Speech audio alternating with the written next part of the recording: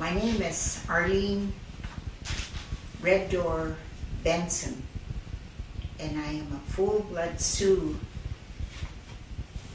enrolled in Fort Peck Reservation, Poplar, Montana.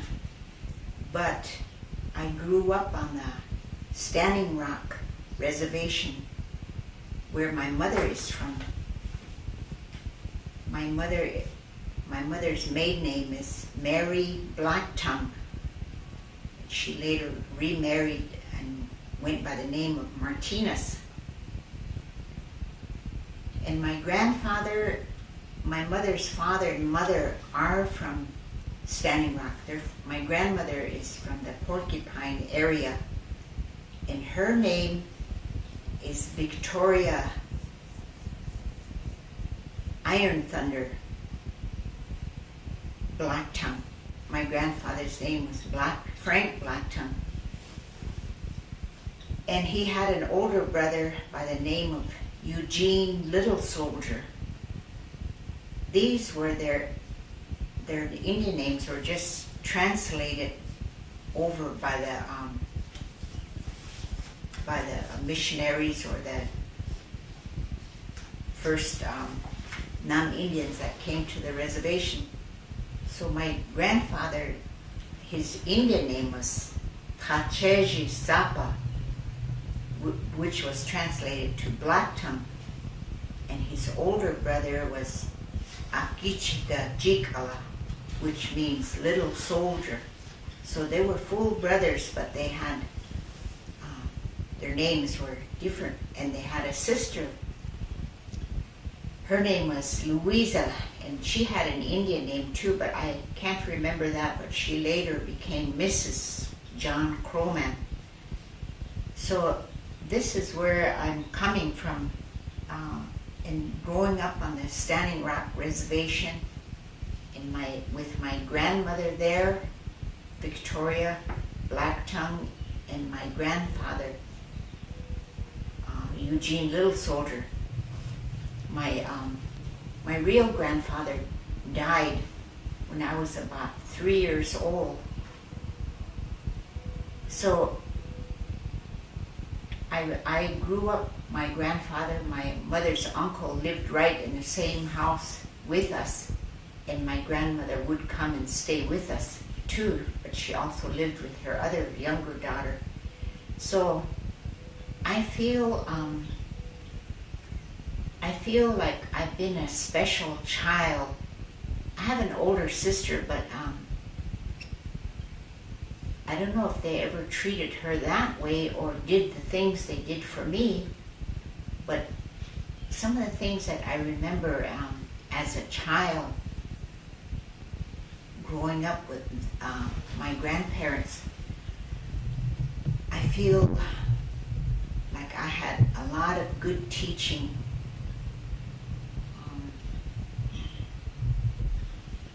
For instance, my grandmother even taught me how to turn over fry bread. And to me, I still remember that up to this day. She told me, you don't stick the dough, you stick your fork.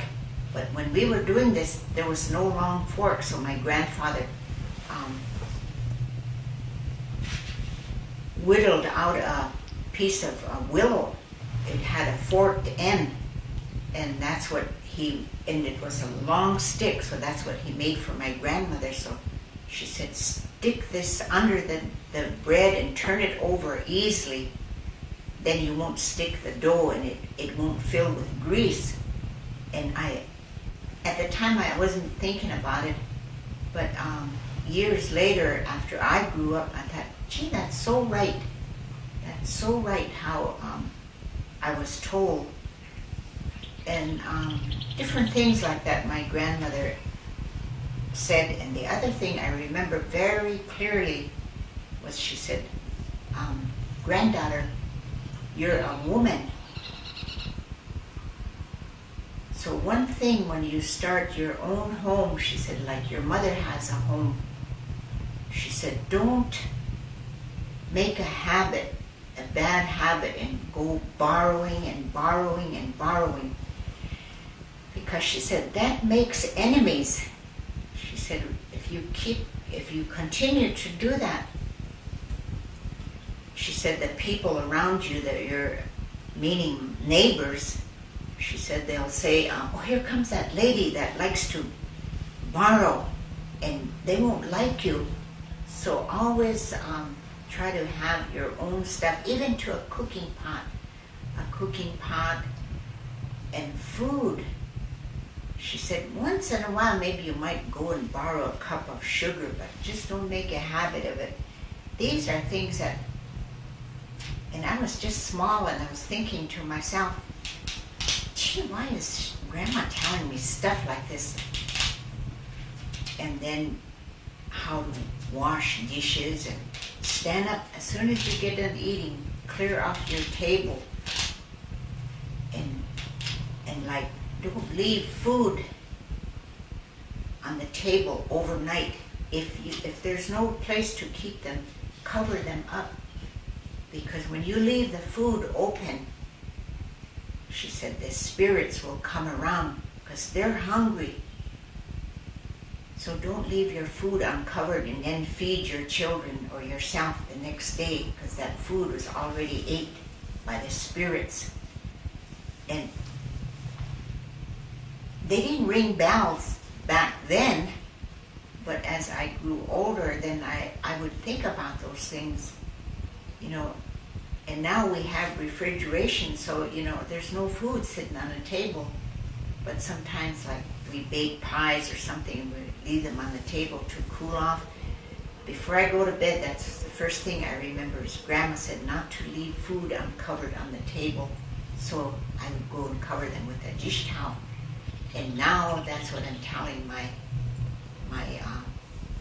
daughters, because I have 4 daughters, and I have 12 grandchildren, and I would have had 5 great-grandchildren, but we lost 1. So I have 4 great-grandchildren. So even my young granddaughters, 9, 10, 11, I sit down and I talk to them.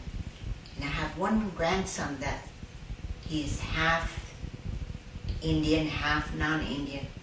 And when he comes to visit me, he wants to sit right next to me. And Grandma, I sure like to hear your stories. And if I tell something about a long time ago about my grandparents or my mother, he's just sitting there, just listening and just trying to grasp everything. For a boy, I thought he really wants to learn. And so I do spend a lot of time telling my grandchildren about how I grew up. My father died when I was only 3 years old, and then I was raised with my grandparents, and I was never in need when I was with my grandparents. My grandfather was always providing for us, and I must have been kind of a spoiled child, because when he says, I'm going to the store, or he would say, I'm going to see Dewey Hatch, which the man that owned the store, he'd say, I'm going to see Dewey. Gee, I'd be right there. I said, I'd be hanging onto his hand and skipping. I said, just going with him. And we'd get to the store, and when we went in, he would tell this Mr. Hatch, give her whatever she wants. And there I was picking out just everything, never thinking that, well, maybe Grandpa doesn't have enough money. I never thought in those terms when he said, give her whatever she wants. Well, there I was just picking out everything. That's why now I think I must have been a spoiled child, but maybe that was his way of telling me that he loved me too, you know.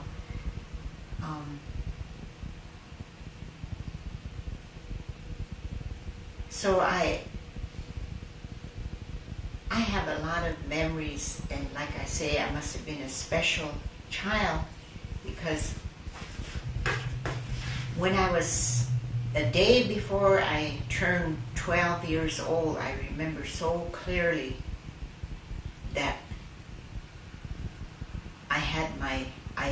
I menstruated my first time, and I woke up and I was just crying. My mother said, "What's the matter? Did you have a bad dream?" And I said, "No, Mom, something's wrong." And so she said, "What's wrong?" So I told her, I showed her the bed. And so she said, "Oh, well, get up, I'll tell you all about it." And my grandmother was there. So she told my grandmother right away. And so they fixed something for me to wear. And right away my grandmother went outside, and my mother had a tent. So she set up the tent, and she was hauling bedding in there and different things she was hauling in there.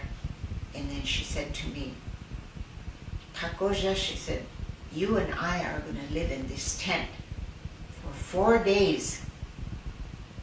And right away I thought of my girlfriend, because she always comes over every day. So I said to my mother, "Well, what about Vivian?" And here she said, I'll tell her you're sick and you have to stay in that tent." So while I was in that tent with my grandmother, she brought in a box of pieces, material, scraps, and she got needle and thread, and she cut them in little squares, and she said, "You have to sew these," and she showed me how to stitch by hand and different things. While we were in there, she told me why she was doing this, because when a young lady first has her menstruation, this is a ceremony that they had for them. "Dua tehila chahena hechum," she said. Whoever is an honored child, this is what we do. Anyway, that 4 days seemed like forever to me, because my friend would come and she'd sit in the back of the tent and scratch. So even though we couldn't see each other, we got to talk through and my grandmother would holler, "Mom, go home now. She can't see you." So then my friend would go home. But on the 4th day, my grandmother was outside getting a tub, and when she brought it in, she told me to bathe. And then she poured something in there, and at the time I didn't know what it was. So I just got in and I took a bath, and when it was over with, she took some sage and she wiped me off with that sage. And then she combed my hair, and of course I was a little girl, so I had shoulder length hair, and she combed my hair and she braided my hair, and she said, "Now you're a woman, granddaughter."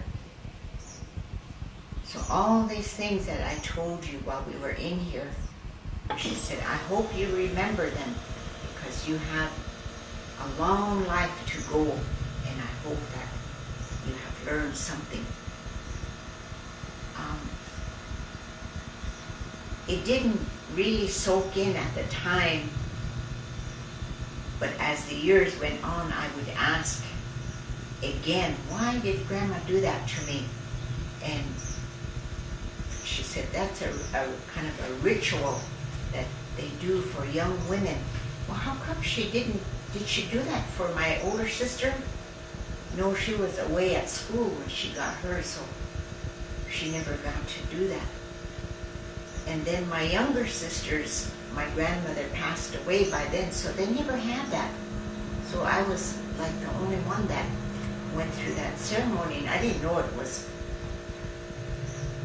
what it was at the time.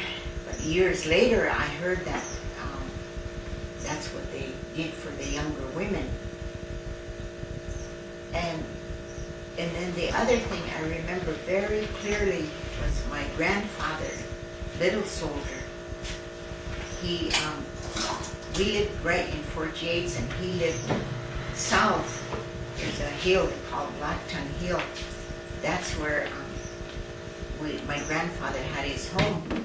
So he went, he went down there and out there, and he came back, and here in a big tub, he had a great big snapping turtle.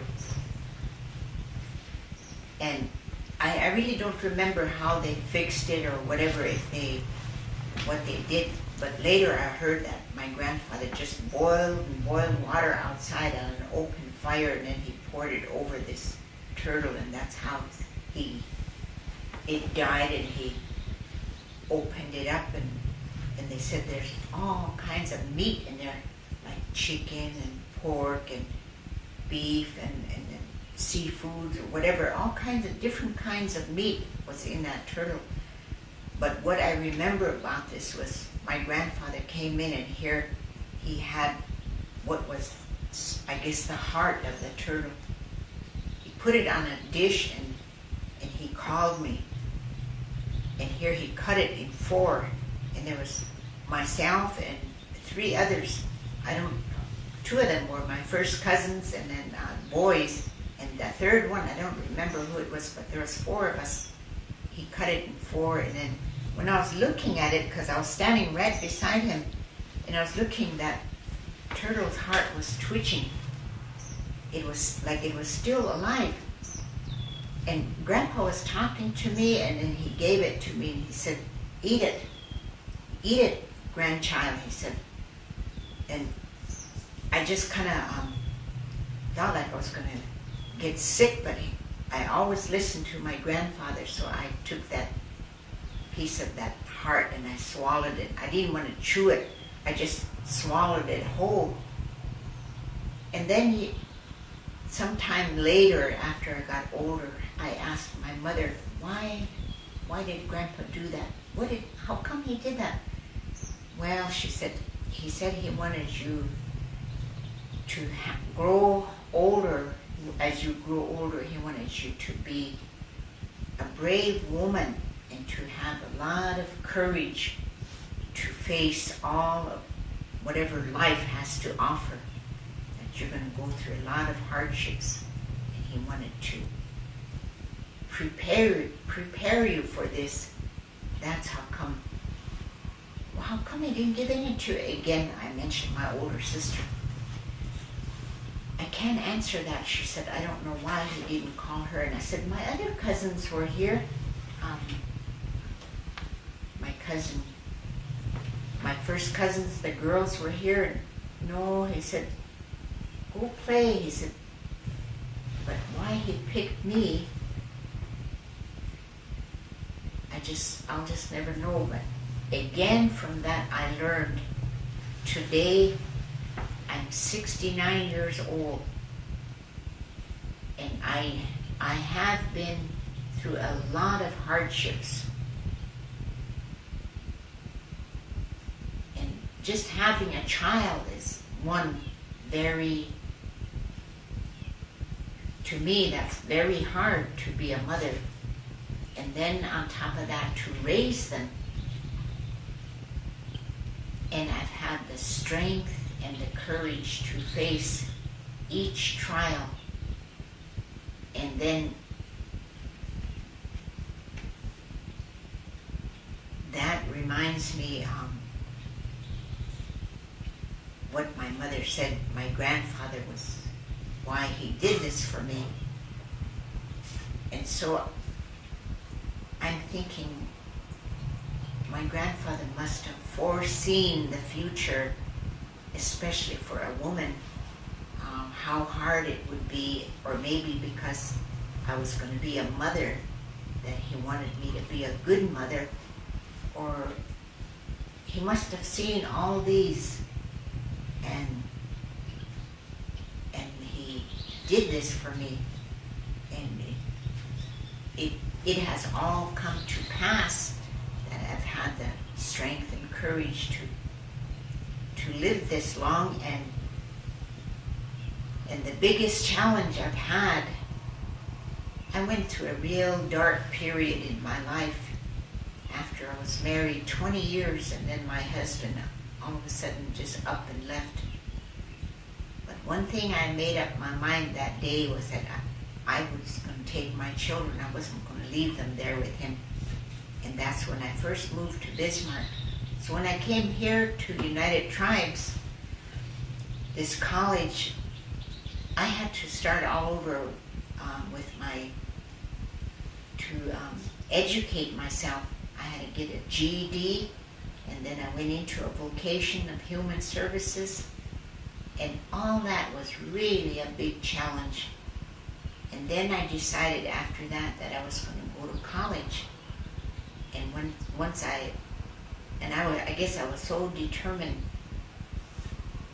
to make something of myself and not just sit there and feel sorry for myself. I did. I went to college, and 4 years straight, summers and all, I took courses, and I really enjoyed it because I thought I knew everything. When you reach a certain age, you think you know it all, but you really don't. Every day I learned something more on the non-Indian side is what I learned. And then as I learned and I finished and I graduated, I really felt good about myself. Before that, I think I was so depressed and angry, and I was filled with resentment that I didn't like myself. I thought, gee, there must be something wrong with me that my husband divorced me. But years later, I realized that was a blessing in itself. I turned out to be a better woman. I got myself educated. I went to places in different states, did a lot of different things, met a lot of different people. But at the same time, I always remembered my grandfather, my grandmother, my mother's teachings, what they told me. And I've always tried to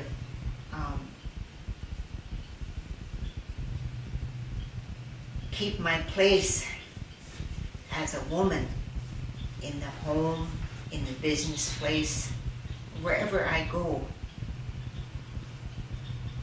And my grandfather always said to me, like I said, I must have been a naughty little girl back then. I used to want to fight my cousins and make them cry and different things. And my grandfather used to just pull me aside gently.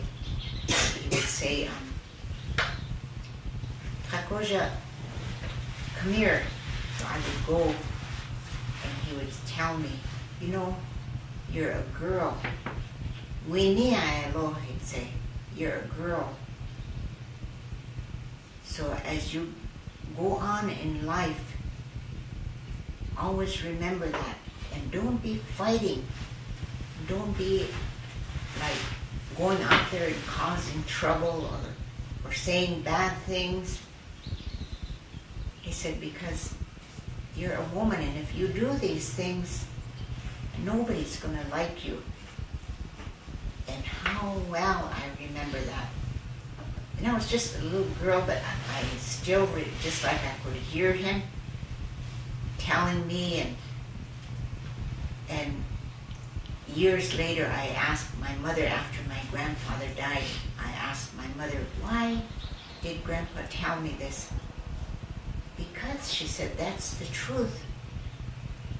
Those are good things he was trying to leave with you.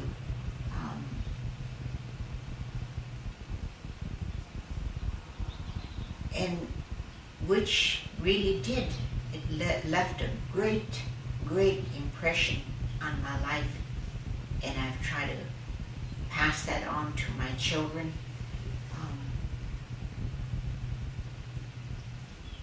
About the values, about having respect. And I really respected especially my grandfather. His hair was all white, and he didn't braid them, he just took them on each side, then he wrapped leather around them. So I used to stand there and just comb his hair, so white and And I didn't think of his face as being old and wrinkled. I thought he was such a handsome man. At the time I used to think, gee, this grandpa's really nice looking. And I was just a little girl, maybe 9, 10 years. I was 10 when he died. And since my grandfather passed away, I've never had this feeling for anybody else. The type of feeling I had for my grandfather, I've never had for another male, like an uncle, or I respect them, but I never had that close feeling that I had for my grandfather. Maybe it was because he was like a father, always telling us what's right and doing for me and buying things for me. Maybe that's why I had that special feeling for him. And on my father's side, I knew my grandfather, my father's father, but they were more of the on the Christian side. My grandfather, my paternal grandfather, was a ordained Presbyterian minister in Poplar, Montana. But I was baptized as a Catholic, so I guess I really didn't take interest in on that side of the family.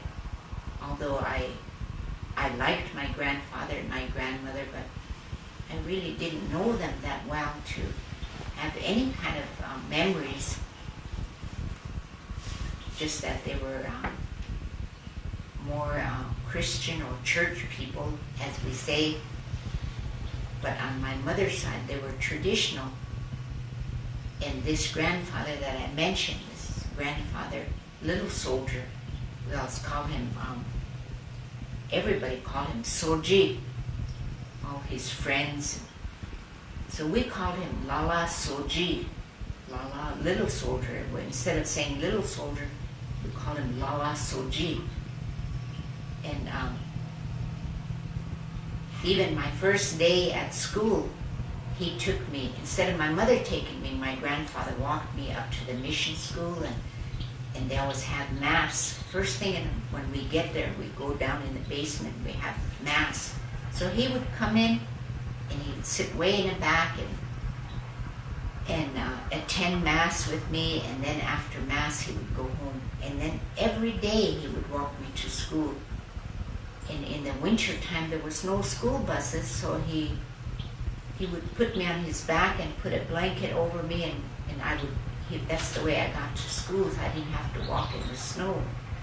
And he would stay for mass. So even the nuns, the teachers would call him, at 3, because about 3 or 3:30 he would come up, and they would look out, or the other classmates would look out. Lala's coming. Everybody knew him by Lala. Lala's coming. Must be time to go home, I always think. So, like that, I have very, very good memories of my grandparents and the things that he told me about not trying to be aggressive. And I've tried to hang on to those things, and it has really helped me. So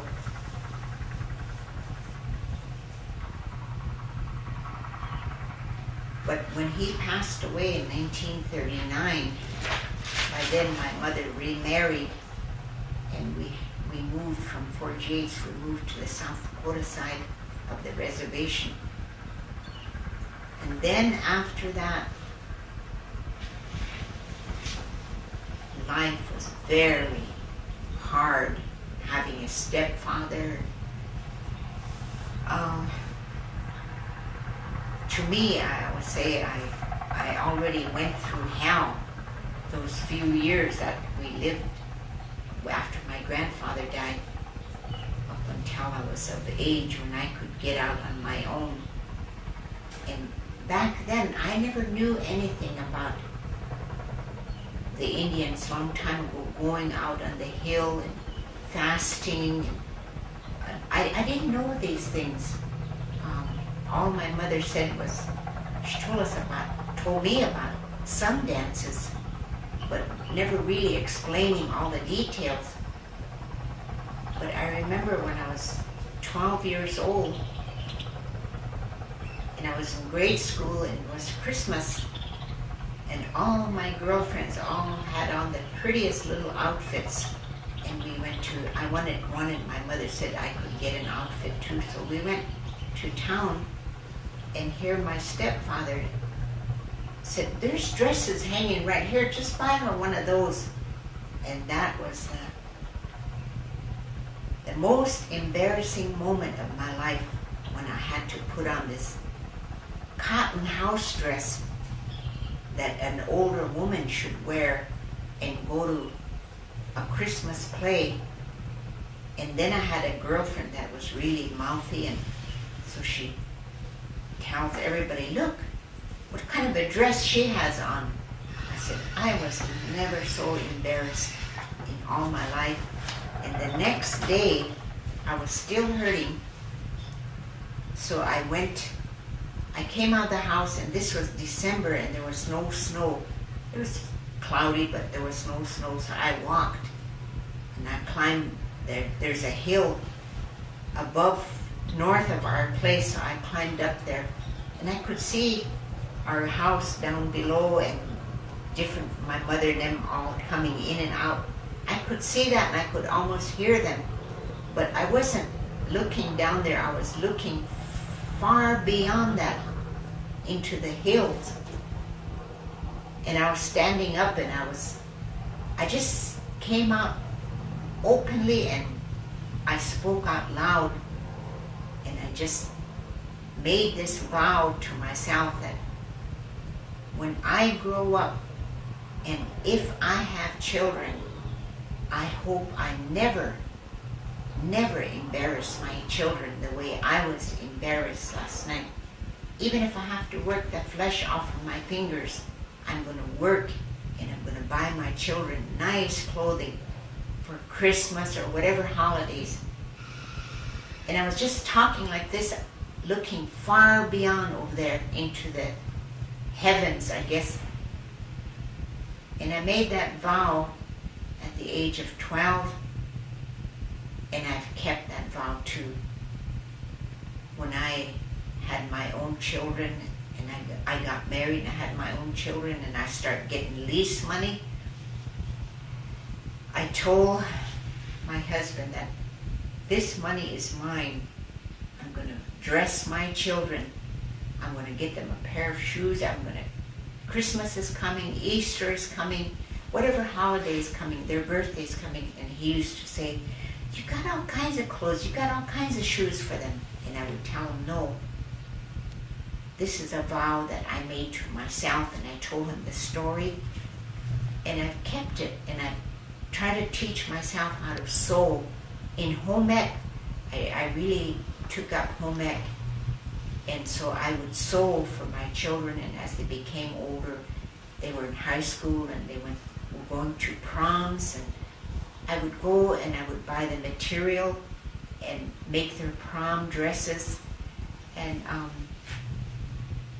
make them whatever they needed, because I never wanted my children to go through that same embarrassing moment that I had to live through. So I think whatever I experienced in life, the good and the bad, I tried to make amends where my children were concerned. I try to give them the best, and then even better as they grew older. But the most important thing I tried to do, and I tried to remember, is that my mother was always home for us, no matter where we went, no matter what time or what day of the week or what month of the year we'd come home. Mom was always there.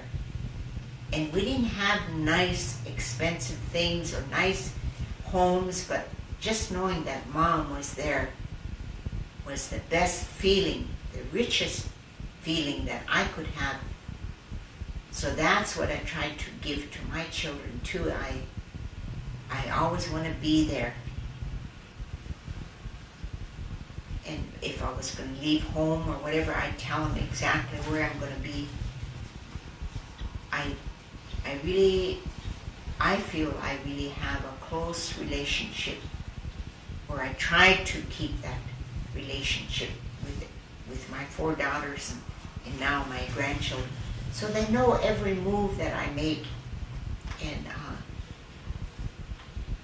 I try to pass on that love and all the values that were taught to me from my grandfather, especially my grandfather and my grandmother. And I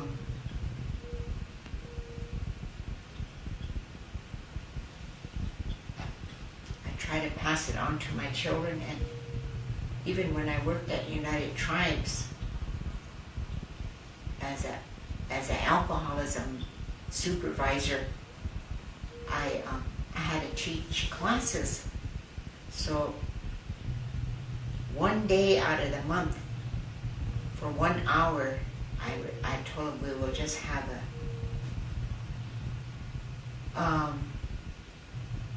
a session where we can just talk, and not about class, but about ourselves, or where we're coming from, or what we enjoy, about our own values. And we all took turns, each student took turns, and we told about and I always talk about my past, how I was raised and what I was taught. And out of all this, I said, honesty, trust, and respect. But the bottom line for me is always love. To love others, and especially little children. I said they're the ones that they can, 1,000 people around them can all sit there and say, I love you, but they're going to still want more. And I see that in my grandchildren, and I also see it in other children where they're not getting that attention, or they're not getting that love. They're just like starving for it. So once you pay attention to them, they'll even turn somersaults for you. I see that, and I try to stress that through whatever I do and whoever I talk to, the elderly, my friends, my relatives, my sisters, my nieces and nephews. But at the same time, I'm also stern. I try to tell them, what's right. And if you're wrong, that's not the way to do it. So my nieces and my nephews, when they see me coming, they all try to straighten up, and if I come in where they all show their respect. I don't demand it, but I guess it's just in me or something. I must have it written on my forehead, respect or something. But could be just by some of the things that I've said, To me, that's discipline. That's not hatred or dislike or anything. To me, that's discipline. And I try to pass that on. Even when I worked at United Tribes, or when I worked for the Bureau of Indian Affairs, young people come in, and you'd be surprised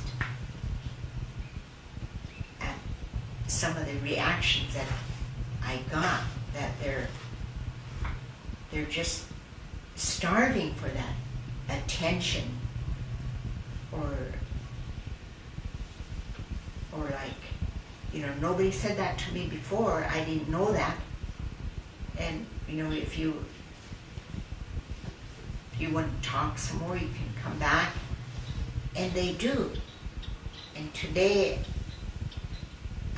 all the many students that I worked with, and the many young people that I worked with, I could meet them way off different reservations, and some of them I don't even remember, and they come right up to me, and you're Arlene Benson. Yes. Well, I'm so-and-so. I was one of your students, and that makes me feel good. After many years, here comes the thanks. And to me, that's worth more than all the gold in the world, is to know that just a small portion of that person's life, I had a share in there. I had something to share with that student, and today they're coming back to say thank you. And to me, that means a lot.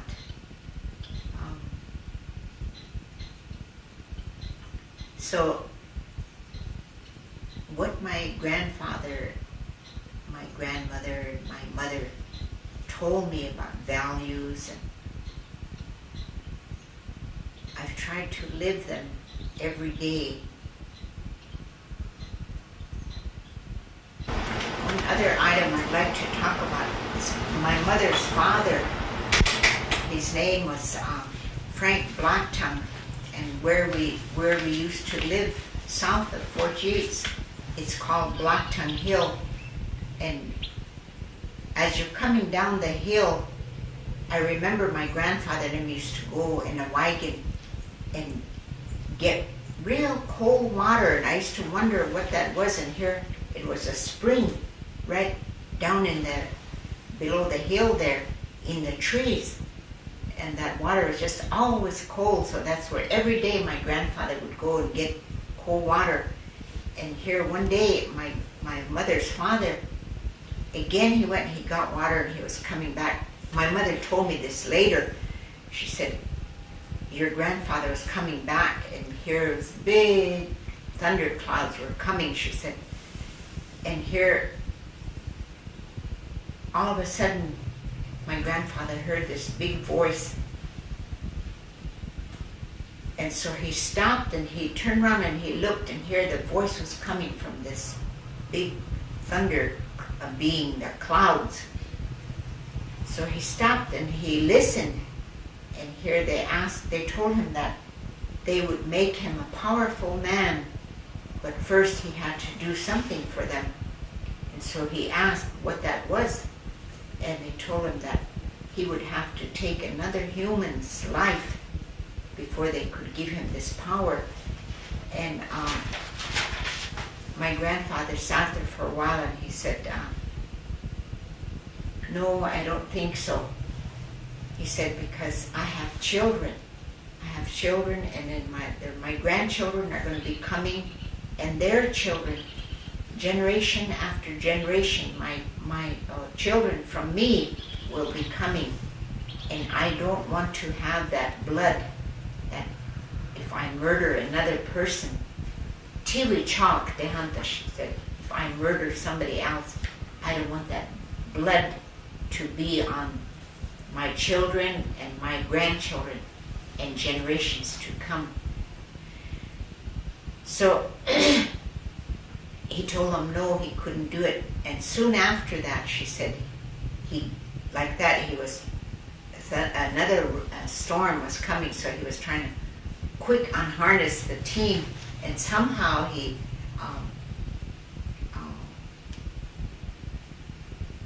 bumped himself or something, but anyway, his right hand, the right elbow, he really injured himself, so it kind of got stiff on him, and he thinks that that's why he got hurt, because he refused to work with them. So he told my mother and them, he said, even when a storm is coming, listen, because he said, the thunder beings, they can talk too. So when she told me this, and again, like I say, I don't know if she told it to my sisters, but when she told me this, now when I see a storm coming, instead of waiting for them to talk to me, again, I guess I don't know what's causing me to do this, but I always talk to them. You know, I'm here, a woman, and having a hard time with my children. You know, go around us or don't bother us or don't injure us. I would just say to them, and then I would go back in, and like I have a good feeling that, you know, nothing's about them. They have tornado warnings and thunderstorms, severe thunderstorm warnings, and because I also remember what my mother said, that my grandfather said, those thunder beings, they talk too. They're not, you know, ish'ahana, they're something, so they talk. They're like he said, they have a spirit in them too. And last night as I was reading that book that you gave me, everything, your husband said, everything has a spirit in them, even the water and the leaves. And then that reminded me of what my grandfather said, that the thunder beings have a spirit in them too, so they'll talk to you. So I just wanted to mention that these are things that I was told as I was growing up by my mother, and why I don't know, and then as I was a young girl too, I had dreams. A young girl, and I was dreaming 7 nights in a row. I was dreaming about turtles. First night they were very small. Each night seemed like they were getting bigger. And I don't really know if they were turtles or if they were lizards or alligators or what, but they were all similar in that, similar to one another. And went on, and I never told my mother or anybody about these dreams, but on the 7th night, it seemed like I was standing on a table, and I heard this big voice. He said, "Wana itanchanki ualo." He said, like, the leader is coming. So when I turned and I looked to me, I was looking to the east, and here was this great big turtle, the head and like a lizard or whatever, but they all have the same head here, and then the big hands are just hanging onto the edge of this table, but it must have been a big platform that I was on. And when I turned around, I looked all around here, they were all coming, and I couldn't jump off, or because they were all just close together around the rim. And then as I started to scream, and because I was so scared, when I looked, there were just little openings where I could just kind of tiptoe here and tiptoe over there, so I was just jumping and screaming. And every time I'd look at that supposed to be leader, like he was getting bigger, and he was almost on top of the table looking at me. And I was so scared. All of a sudden I just woke up, and somebody was really slapping my face, and it was my mother.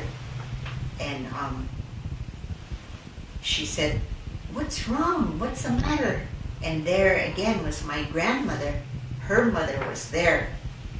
And they asked me why I was screaming like that. So I told them that I was having this dream, and whatever it was, and I told them, explained the whole dream to them, and my grandmother said to me, "Oh, granddaughter," she said, "you shouldn't have got scared. You should have listened." She said they were going to give you some type of power or maybe medicine, some message or something. No, no, I said, I don't want that. And I was just crying. And so there again, I said, whatever it was, I guess I just wasn't ready for it, or wasn't meant for me, or whatever. And I just keep all these things to myself. And then as the years went on and I got older and I married into this family up on Fort Berthold Reservation, and right away my husband told me that his father and his grandfather were keepers of a turtle, and that was like their medicine or whatever, and that no woman should touch that turtle.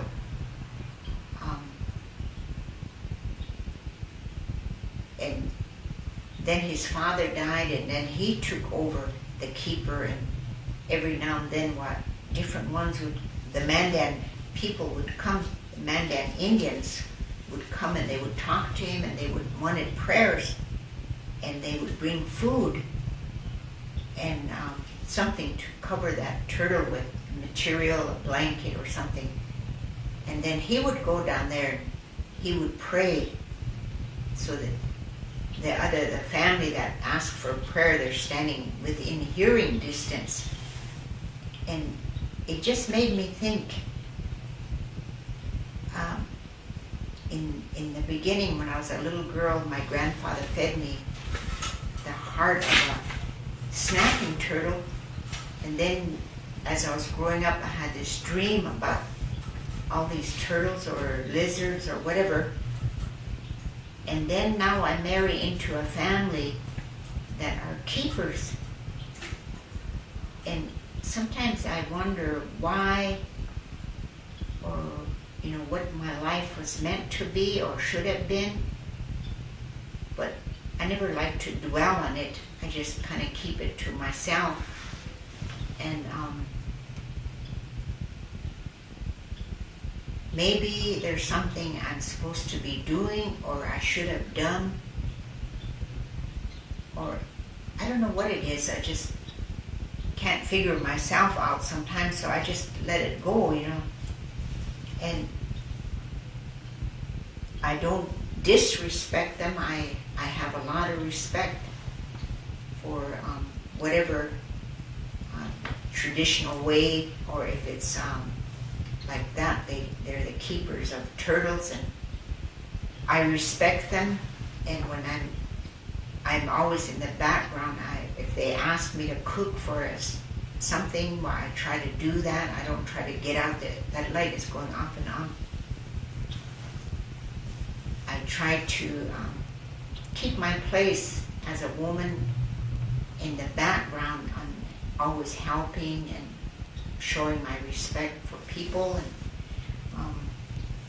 I never try to get out there and be in the limelight or whatever,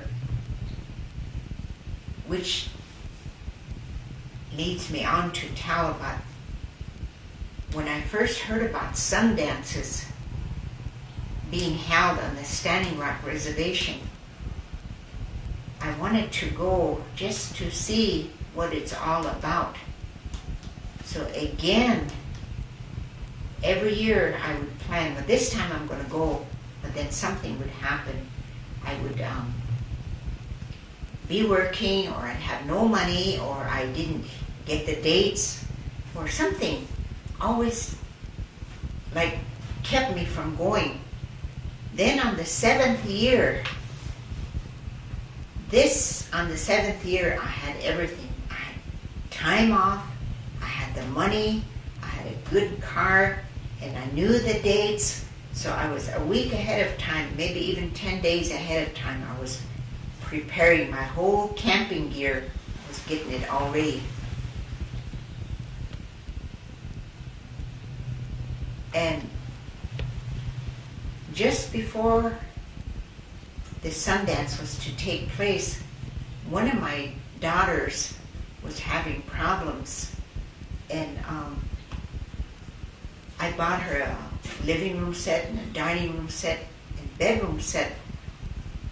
And she just moved out of her apartment, and she left me a note saying I should do whatever I want with this furniture. So I told my other daughters, I said, we have to get them out of there.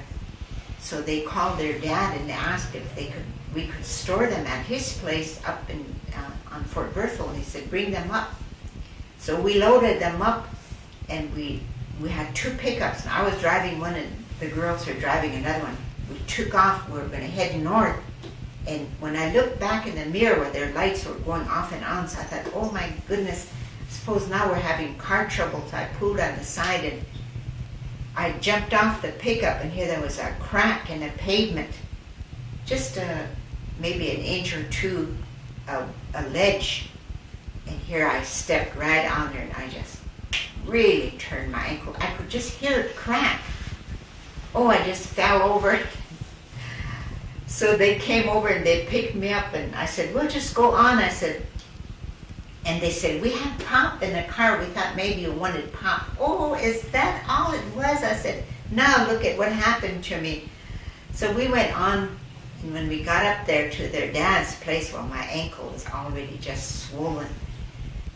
So anyway, we came back, and I went to the clinic, and here the doctor said, your ankle is really swollen. We can't do any x-rays. You have to keep it elevated for 5 days, and when the swelling goes down, then we'll take x-rays. So I went home, and I was laying there with my leg up. All of a sudden, I looked at the calendar, and I had the dates marked for that Sundance. And that was when the Sundance was going on. Here was my foot, just big as you please. I was laying there. And I thought, well, I guess it just wasn't meant for me to go. You know, for some reason, I'm not supposed to attend this powwow. This year, everything is ready. And then now this, me, my own health, my own physical body wasn't ready to go anywhere. So I didn't go. That again was 7 years. So I didn't go, but then when my uncle came, my father's youngest brother, who was in the service for 25 years, and for whom I have a lot of respect, he came and he spent about 4 days with me. So I was telling him a lot of things that I had bottled up within myself. I told him about this Sundance. And here he said, well, niece, I'll just tell you one thing. He said, you know, it's not meant for you to go to a Sundance. That's how come every year something stopped you. So now, he said, I think you should just forget about it. He said, the time is not right for you, or something is not right. That's why you're not supposed to go. Or either maybe you don't understand everything. I said, I don't know anything about Sundances. That's how come I thought I would learn. Well, he said, it's not meant to be. That's how come you're laid up like that. He said, so my advice to you now is to just forget about going. And so that feeling or that desire to want to go and attend or whatever, it just left me. And there's Sundances all over on the reservation, Fort Standing Rock and Fort Berthold. But I don't have that desire anymore. So I guess even though I'm interested and I don't disrespect it or whatever, but it's just not meant for me to be a part of that. But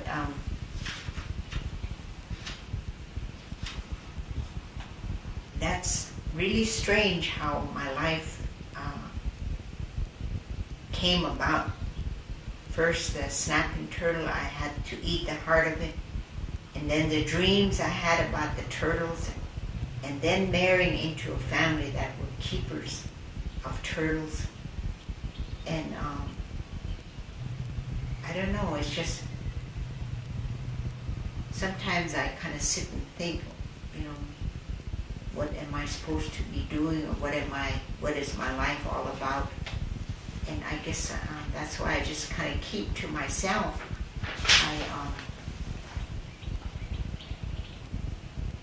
I just try to be the mother and the grandmother and hold my place in society as a woman. I don't try to go out here. I don't even go to play bingo. I don't go to the casinos, and I don't smoke, and I don't drink. I do love to go to powwows, and when I do go, I love to visit with older women. And you learn a lot by visiting with older women.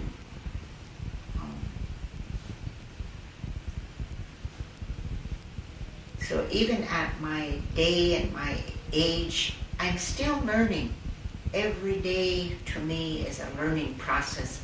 So it's not like when you go through grade school, high school, and college, you learned it all. That's not it. Both the non-Indian and the Indian way, to me, every day is a learning process. You learn how to cook, you learn more things about food, you learn more things about sewing, and just hearing other people, how they're raising their children, and how I raised my children. Everything is a learning experience for me, and I guess that's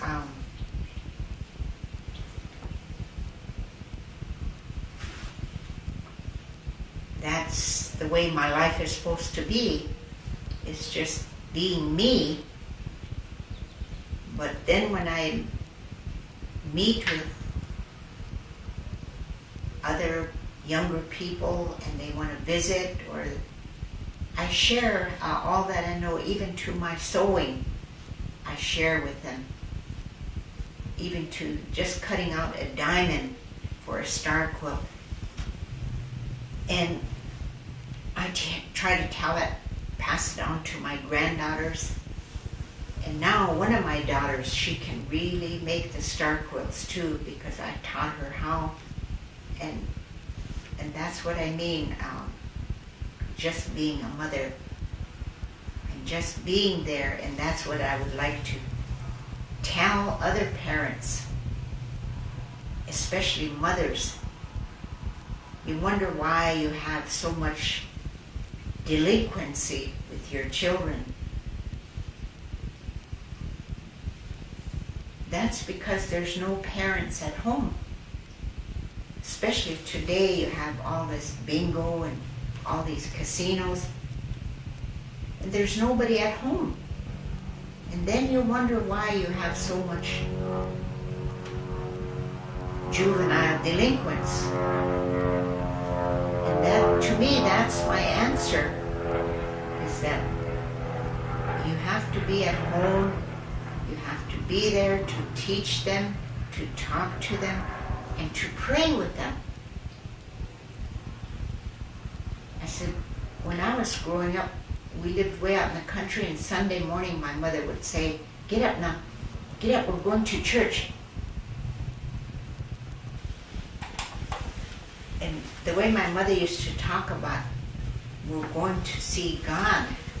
And when we got there, we were small, and I would see the Catholic priest up at the altar, and I used to think, gee, that must be God. And then not only me, but my younger sisters used to think that that was God. And then later we learned that his name was Father so-and-so. But that's the way, and all this was in her own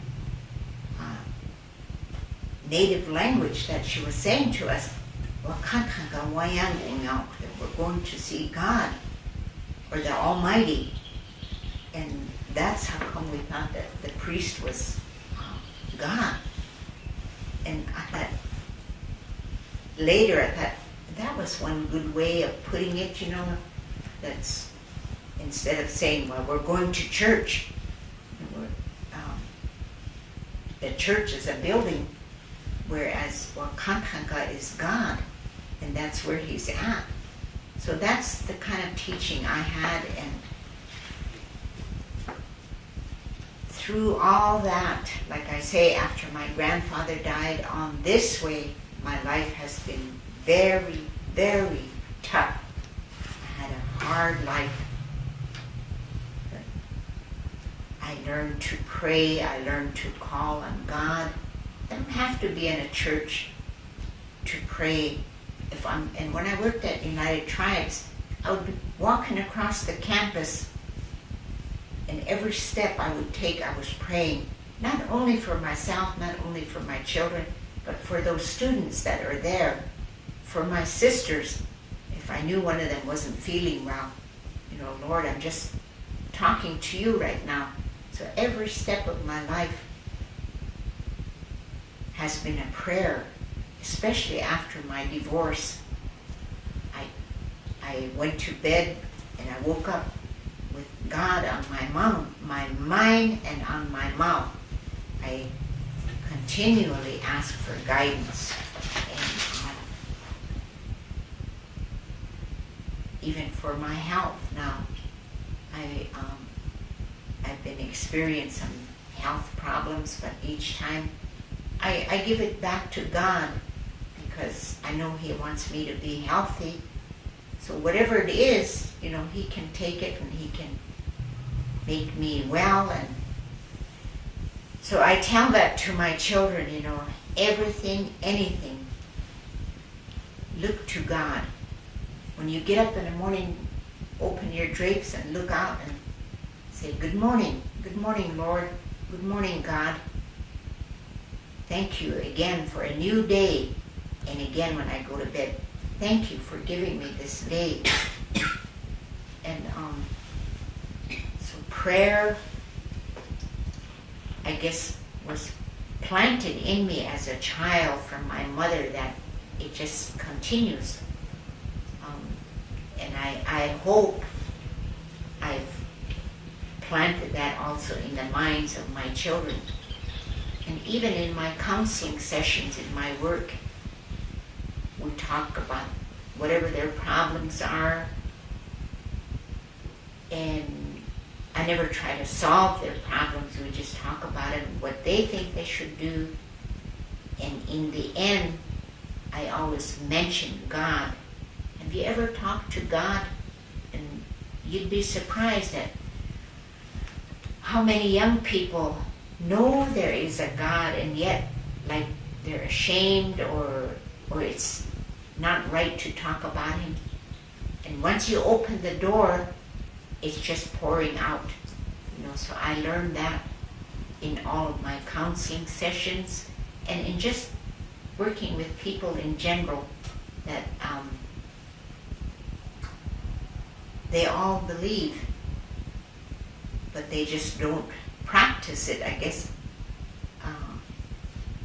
So that's my life. How I lived so far, and I enjoy talking to elderly people, especially women, because you learn from them. And I really, after my grandfather and my grandmother passed away, I really had no other special people to look to. I look at all elderly people as special, and I enjoy being with them, and I learn from them. And so whatever my life is today, however my life is today, I give all the credit to, number one, to God, number two, my mother, number three, my grandparents, my grandfather, little soldier, and my grandmother. Victoria Blacktongue. And as far as my father's parents, they are good people too. They're Christian people, but I never really knew them. I never was with them on an everyday basis. So I really don't have any memories or any teaching from them, just that I know that they're Christians. And today, on my father's side, I have an aunt that's still living, and I have first cousins that are up there, and I'm just now starting to know them. And we were visiting one day with one of my cousins, and his father was an ordained minister too. So we're sitting around the table, we're visiting, and I said, gee, you know what? I said, we come from a grandfather that was an ordained minister, and your dad, I said, was an ordained minister, but none of you children are following your father's footsteps. Well, none of us are following our grandfather's footsteps, I said. And I pointed at my cousin, I said, you should go into ministry. And my cousin was sitting there, and he had a funny smile on him. Yeah, I know, but darn it. I thought, oh no, you're not cut out to be a minister. So I said, with everything, whether it's Christianity or traditional, there's a lot of good things, values, in both the church and the traditional. There's a lot of good things in there that we could learn, young people could learn, and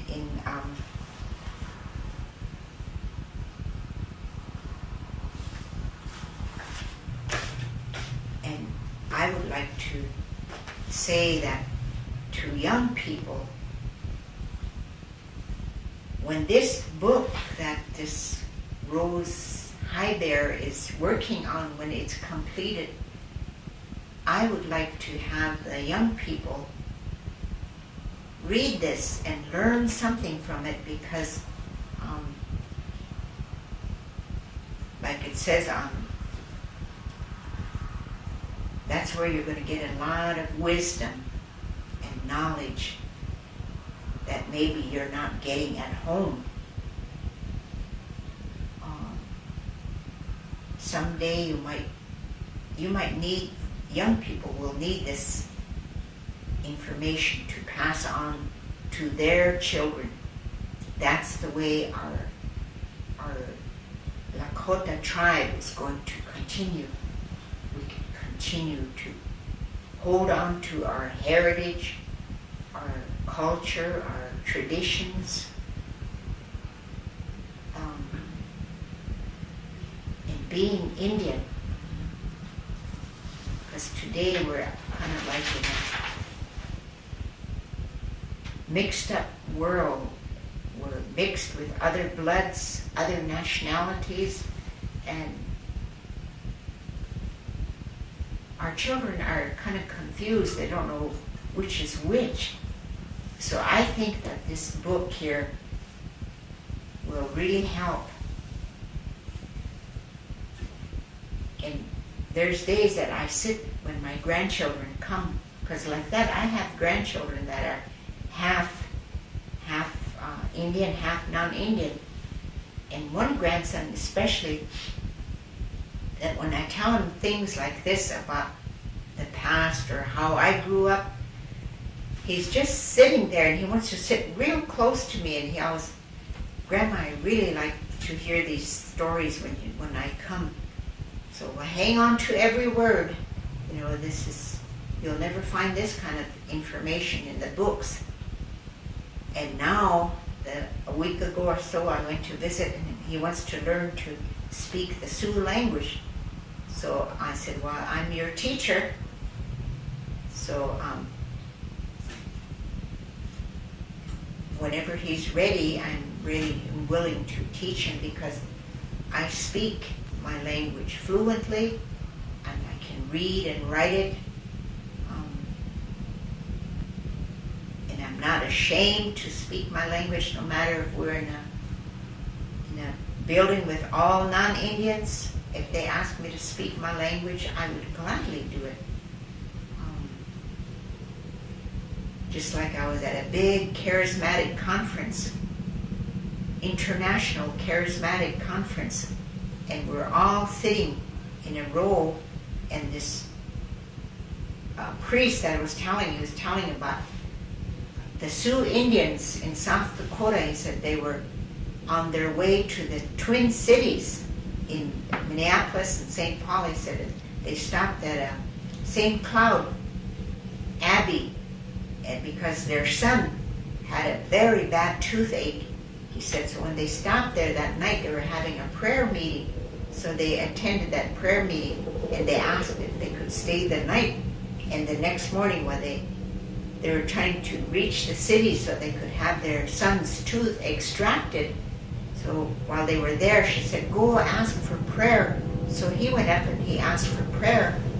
And then by the time they went to bed, well, the toothache was gone. The next morning they got up and there was no toothache.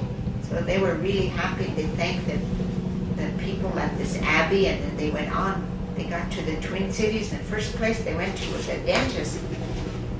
And so he said, which tooth is it? So he pointed it out. He said, you don't have a cavity. He said, and who did that filling? So he said, no, there was no filling there. He said, well, there is one there. I've never seen that kind of work. That is real good. And so this priest was telling that in this big conference. And without thinking, he said, when he said the Sioux people, this is what happened to this family, they're Sioux Indians. And here I just spoke out. I said, oh, he's talking about us. And this man that was sitting next to me, he said, you're Sioux Indian? And I said, yes, sir. He just came over, he kind of crawled over, and he just gave me a big hug. He said, oh, he said, I got to put my arms around you, because he said, I'm from Ireland. He said, and I've always wanted to meet an American Indian. I said, well, thank you. I said, well, you're looking at one. And so I said, I'm always proud to tell and represent myself as a Sioux Indian, no matter where I go. If I'm asked to speak or something, I really try my best to bring out to the people that I'm Indian. And I've been asked to speak in a couple of schools here in Bismarck. And when I go in there, I'm not afraid or ashamed or anything. I just talk and just say it like it is. I'm just being myself. I don't try to put on any kind of airs or add on or leave out or whatever. I just like to be me. So when I was asked by Rose Highbear and her friend if I could do this interview, I prayed about it. I asked God to speak through me, that I will speak the truth as to how I was raised, where I'm coming from, how my life has been. Because nobody else knows that but myself. So today I'm honored that I was asked to do this. And with that, I will close, and I will thank Rose again and her friend for asking me to do this. Thank you. One other part, I guess I forgot to mention. I mentioned to Rose when I first met her was grieving.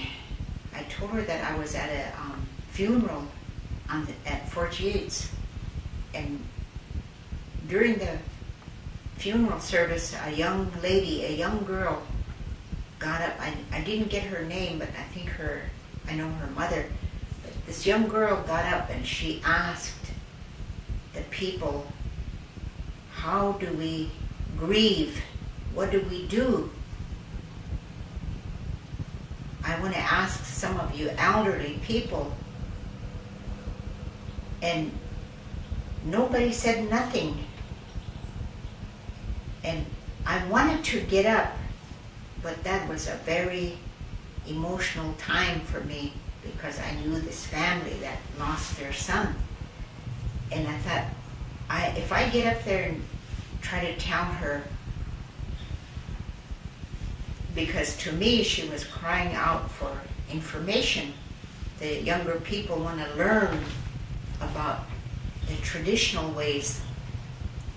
And I wanted to get up and say something, but then I know I would break down and all this. I thought, well, I'm not going to say anything, but I will write up something and I will put it in the paper. And this is what the young people, I think, are like craving for, or they want to learn. And she was asking to learn something about grieving. How do you go through your grief or mourning? What I was told by my mother, and she was on her, like, to say her deathbed 3 weeks before she died. I spent many hours with my mother, especially during the night hours. That's when she would be awake, and like she was preparing me for when she was going to be gone. You know, you do this, and these things that are mine, do this, and you know, give to that person, and don't do these things. All this she was preparing me for, and she said,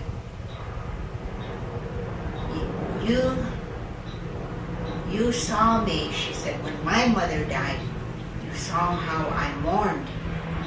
Well, she said, I'm not going to ask you to do that, but she said, I just want to tell you, she said, that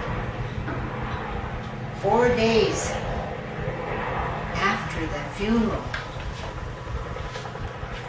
from the funeral on the 4 days after that, she said, and in Indian she said, Dakun Washte Ayatyapi, try to form some good habits. She said, go home and stay home and do for your children. And in your case, she said, do for your younger sisters. She said, wash their clothes, clean house, and cook for them. And this is the way she told me. She said, then whatever you do within those 4 days, you will continue to do it throughout life. And I found out and I learned how true that is. And I was remembering back when my grandmother died, my mother, she put on black, and she had long hair, long braids. She just cut it off. And she never went any place. She didn't go to any gatherings. Instead, she sat at home and she was sewing. She had one of those old treadle machines. So she would, even in the summertime, she sat outside and she was sewing, making quilts. I remember that. And how she would, early in the morning, she would get up and I could hear her crying. Because we lived out in the country, so she'd be crying. I'd get up and I'd go, and I used to wonder, gee, Mom, that's enough, don't be crying. And we talked about that when she was laying there and she was telling me, that's the way you do that. And if you do what I'm telling you, you will always live that type of a life. So after my mother passed away, we went home, and I only had one child then, but I was thinking of my younger sisters, like my mother said, so I really cleaned house, and and I was cooking at the same time, and I was washing. We had to haul our water and heat our water on the stove. So I was doing all this. I just kept on going and going. And on the third day, my older sister, her husband was going to go into town. And so here's my older sister. She was getting ready and she was going to go with him. So I said to my sister, I said, this is only the third day. I know, she said, but I have to go. If I don't go, things are not going to work out. And she just talked her way and she just went out. When they came back that evening, I could smell alcohol on her breath, and she was really talkative and all this. I thought, oh goodness, that's just what Mom talked about. And sure enough, whatever my mother told me about this grieving part, it's really true. It's not just a myth. It's really true. Because my older sister started drinking on the third day, and she drank. For the rest of her life, she drank up until she died. She died of cirrhosis. Whereas I stayed home not only 4 days, but I stayed home 10 days with my younger sisters and my baby, and I cooked and I took care of everybody. And then we moved out. And today, I am still at home doing for not only for my children, but for my grandchildren. And it just formed a good habit that I want to keep my place clean. I want to sew. I want to cook. And there's all kinds of bakeries around town, but I still bake my own bread. So I know that there's a lot of truth to this about our traditional ways, and that's what I wanted to tell that young girl. And I still intend to just write up on that and put it in the newspaper so that this young lady and other young people will know. I don't know if they were ever told, but that grieving part, a lot of people don't do that anymore. A lot of older women don't do that. Since my mother's time, when she was mourning for her mother, up till now, I've only seen one woman that mourned like that, and that is my aunt, Alice Yellow Eyes. When she lost her son, I saw her, how she mourned. She had black on. You never seen her in crowds or any gatherings. She always stayed home. So I know that there's a lot of truth to that, and that's what I wish to pass on. And I do wish that young people will know and try to do some of these things so that our Indian nation will be better. Go back to some of our traditional ways. That way we can not just dress like an Indian, but actually live it. Then you know that we're on the right road again. That's all I guess I have to say.